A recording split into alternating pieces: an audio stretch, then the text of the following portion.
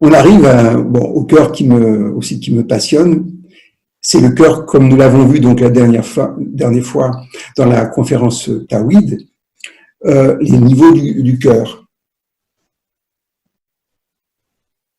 Donc, il y a pour moi 3 niveaux du cœur. Le premier, c'est le niveau spirituel du cœur, qui relie à l'âme, à ce que nous sommes réellement.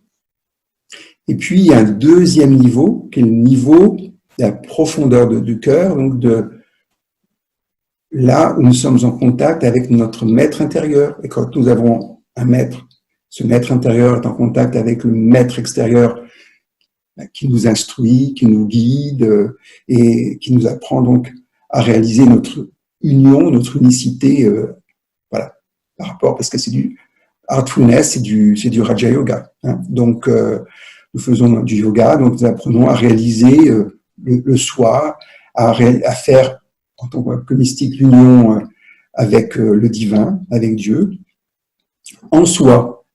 Donc là encore, qu'importe le vocabulaire qu'on va utiliser, on va avoir accès à cette réalité. Et bien, pour avoir accès à la réalité qu'on va appeler Dieu, c'est carrément la grande profondeur du cœur qu'on appelle le Dieu, l'essence ou la réalité. Et c'est très intéressant parce que en fonction des niveaux, le premier niveau, nous sommes dans la dualité. C'est normal dans la manifestation, c'est le yin-yang, donc on a besoin de cette dualité. On n'a pas besoin des duels pour vivre dans la dualité. Et qu'est-ce que nous cherchons à faire? C'est à vivre en unité, en union avec nous-mêmes, en unicité. Et pour ça, il faut arriver à gagner le deuxième niveau du cœur, celui dont j'ai parlé, donc du maître intérieur, et donc d'arriver à vivre à partir de l'unicité, de l'union, dans la dualité. C'est ce qu'amène la méditation. Parce que la méditation en soi ne va pas permettre, on va dire, de réaliser le divin ou le soi.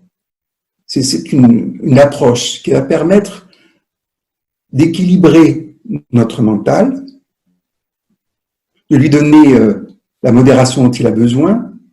Le résultat, c'est aussi l'équanimité, c'est une façon de voir la vie de manière sereine, paisible. Et grâce à cela, d'orienter notre esprit, donc notre mental, dans la profondeur du cœur, et comme vous l'avez fait avec l'expérimentation d'Heartfulness, on vous propose de vous laisser absorber par la lumière divine dans votre cœur. Divine, ça veut dire essence, donc l'essence de ce que vous êtes, et de voir ce que ça donne. Je pense que vous l'avez déjà expérimenté, mais ce qui est intéressant, c'est qu'en état donc, de veille, en état d'activité, de pouvoir toujours être en contact avec cette dimension du cœur.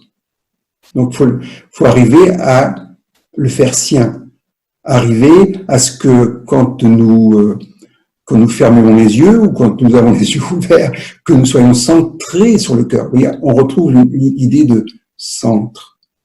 Et le centre est immobile.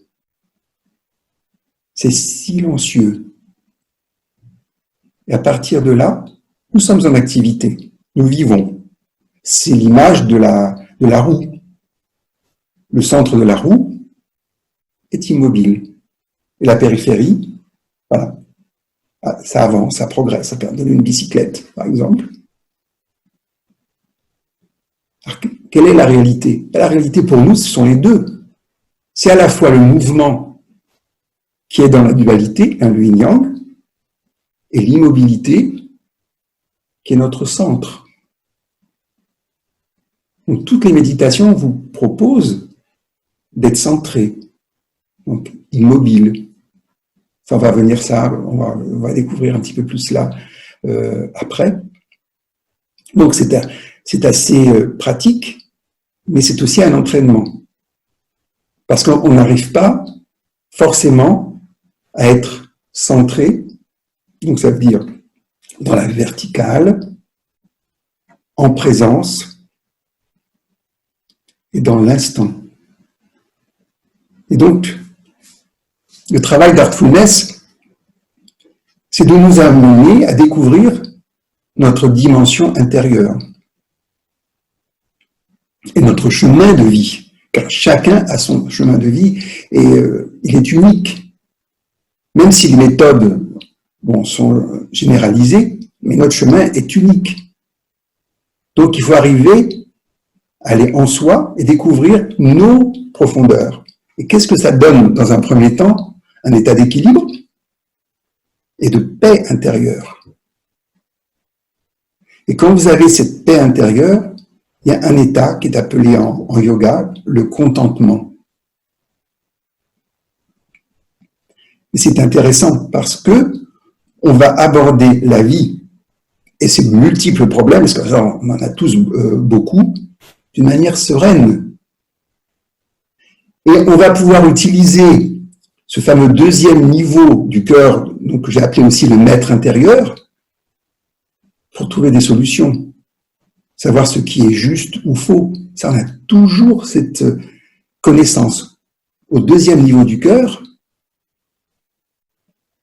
qui est cette dimension cosmique en nous, que certains appellent le royaume de Dieu, le travail est complètement différent.